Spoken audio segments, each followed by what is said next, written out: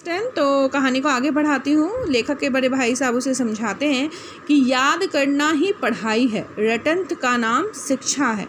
ठीक है, इस रेखा पर वह लंब गिरा दो। आगे फिर बताते हैं कि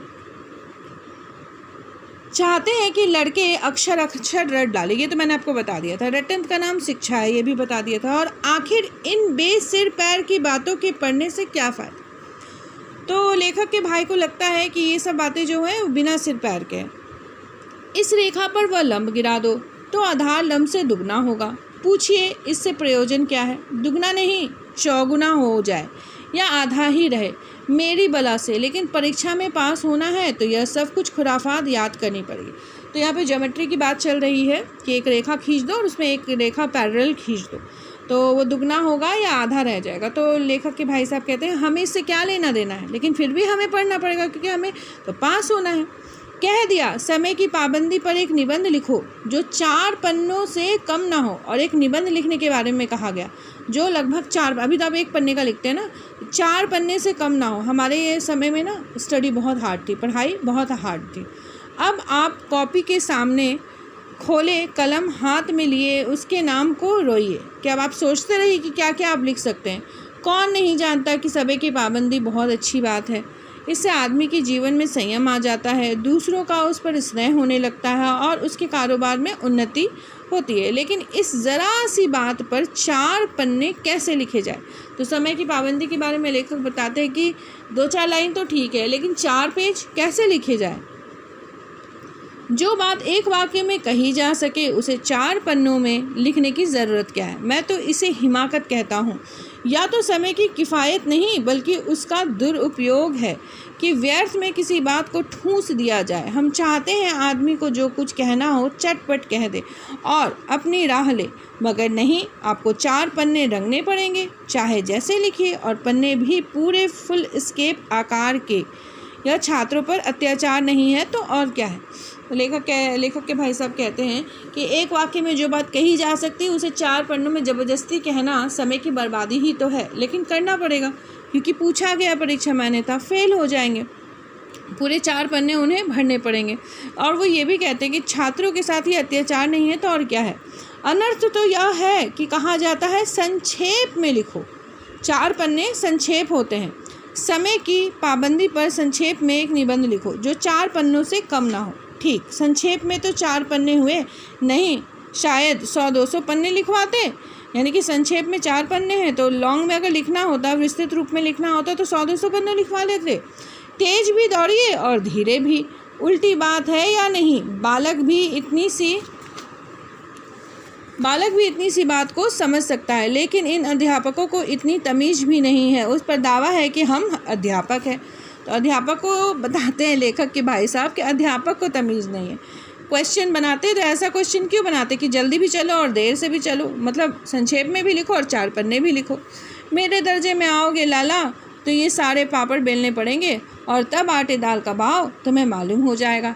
इस दर्जे में अव्वल आ गए हो तो ज़मीन पर पाँव नहीं रखते, इसलिए मेरा कहना मानिए, लाख फेल हो गया हूँ लेकिन तुमसे बड़ा हूँ। संसार का मुझे तुमसे कहीं ज़्यादा अनुभव है। जो कुछ कहता हूँ उसे गिरह बांधिए, नहीं तो पछताइएगा।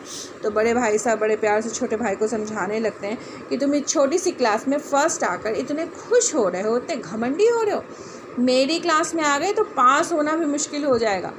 इसलिए जो बात मैं कहता हूँ उसे समझो, समझकर अपने अंदर इस बातों को लो कि नहीं, मुझे घमंडी नहीं होना है बल्कि पढ़ाई पे ध्यान देना है। स्कूल का समय निकट था, नहीं ईश्वर जाने यह उपदेश माला कब समाप्त होती। तो इन सब बातों को लेखक क्या कहते हैं, उपदेश माला। भोजन आज मुझे निस्वाद लग रहा था, अच्छा नहीं लग रहा था। जब पास होने पर यह तिरस्कार हो रहा है तो फेल हो जाने पर तो शायद प्राण ही ले लिए जाए। बड़ा भाई अलग दुख में, छोटा भाई अलग दुख में। छोटे भाई का कहना था कि फर्स्ट आया, पास हो गया, तब भी भैया नहीं मुझे मानते हैं, मेरी बेइज्जती करते हैं। अगर मैं फ़ेल हो जाता तो भैया तो मेरी जान ले लेते। भाई साहब ने अपने दर्जे की पढ़ाई की जो भयंकर चित्र खींचा था उसने मुझे भयभीत कर दिया। तो क्लास 9th की पढ़ाई के बारे में भैया ने जो भी बताया था तो उससे छोटे भाई के मन में जो है काफ़ी डर समा गया। स्कूल छोड़कर घर नहीं भागा, यही ताज्जुब है। लेकिन इतने तिरस्कार पर भी पुस्तकें मेरी अरुचि ज्यों त्यों रह गई। तो पुस्तकों में हमेशा अरुचि ही रही और इन सब बातों को सुनकर स्कूल छोड़कर घर नहीं भागा, ये भी बहुत बड़ी बात है। लेखक अंदर से भयभीत तो हो ही गए थे, बेइज्जती सह रहे थे, बहुत उन्हें तकलीफ़ हो रही थी, पर घर भी नहीं गए, ये भी बहुत बड़ी बात थी। लेकिन फिर भी किताबों से प्रेम उनको नहीं हुआ। खेल कूद का कोई अवसर हाथ से न जाने देता, पढ़ता भी मगर बहुत कम, बस इतना कि रोज़ का टास्क पूरा किया जाए और दर्जे में जलील ना होना पड़े। मतलब सिर्फ होमवर्क करने के लिए वो पढ़ते थे।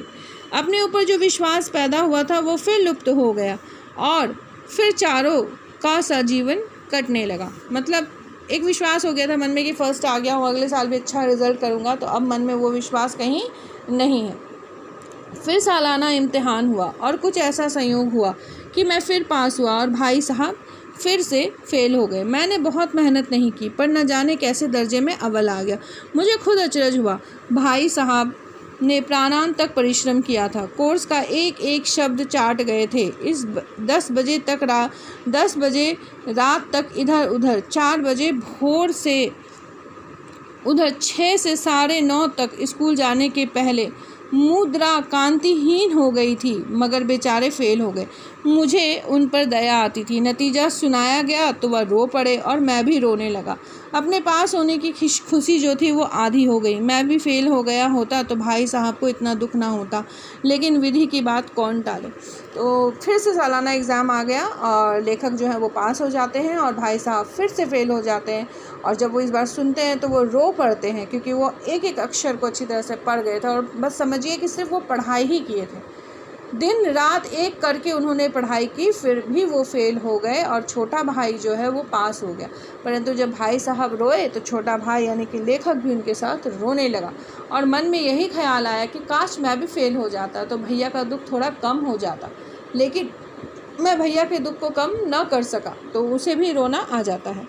मेरे और भाई साहब के बीच में अब केवल एक दर्जे का अंतर और रह गया था। मतलब अब भाई साहब जो थे वो 9th में थे और लेखक जो थे वो 8 में आ गए। मेरे मन में एक कुटिल भावना उदय हुई कि कहीं भाई साहब एक साल और फ़ेल हो जाए तो मैं उनके बराबर हो जाऊं, फिर वह किस आधार पर मेरी फजीहत कर सकेंगे। लेकिन मैंने इस विचार को दिल से बलपूर्वक निकाल डाला। आखिर वह मुझे मेरे हित के विचार से ही तो डांटते हैं। मुझे इस वक्त अप्रिय लगता है अवश्य, मगर यह शायद उनके उपदेशों का ही असर है कि मैं दनादन पास हो जाता हूँ और इतने अच्छे नंबरों से।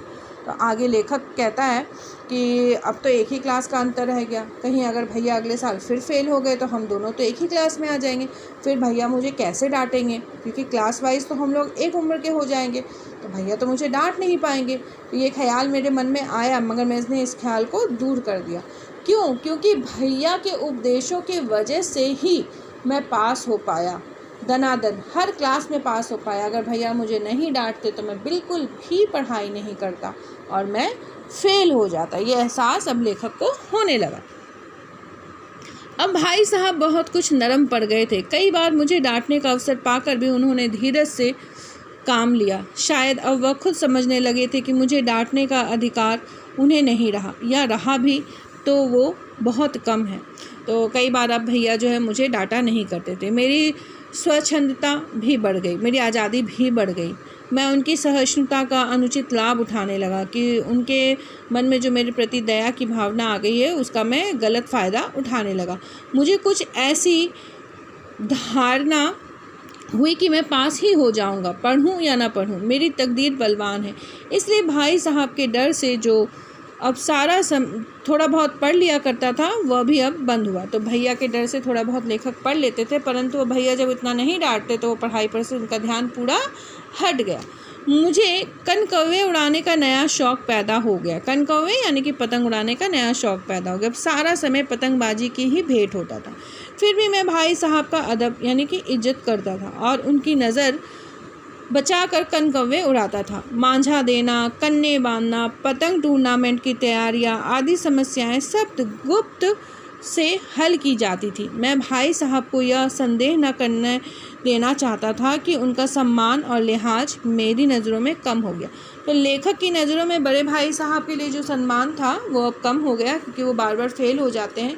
तो पतंग के जो धागे बांधना, कनकौवे उड़ाना और कैसे कैसे कनकौवे के टूर्नामेंट में क्या क्या समस्याएं थी, सबको वो सॉल्व करता था, समस्याओं का निदान करता था, परंतु अपने भाई साहब को कुछ भी नहीं बताता था, उनको कोई जानकारी नहीं होने देता था, नहीं तो भैया कहीं गुस्सा ना कर बैठे और उनको ऐसा ना लगे कि मैं उनका आदर नहीं करता हूँ। ठीक है, तो अब यहीं तक पढ़ते कहानी, बाकी अगली क्लास में। धन्यवाद।